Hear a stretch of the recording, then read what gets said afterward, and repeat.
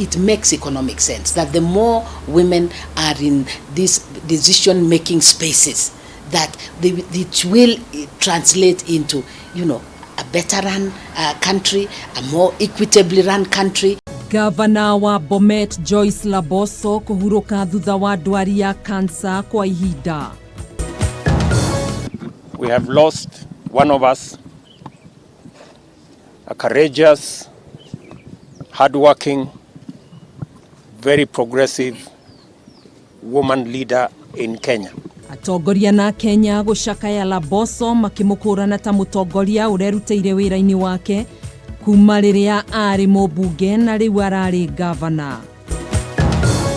Haha bara tukoragwo tukienderia barabara-inĩ na nĩtũragia tarĩ bara ĩngĩtua nĩ gwakwo rĩ tũtiũĩ tũngĩthiĩ nakũ. Na endia indo cia thoko taũni-inĩ ya Keno kũria mathondekerwo thoko nĩ kĩgirĩko kĩrĩa makoragwo nakĩo makĩenderia indo ciao mĩkĩra-inĩ ya barabara ya Keno gũthiĩ Mũrang'a.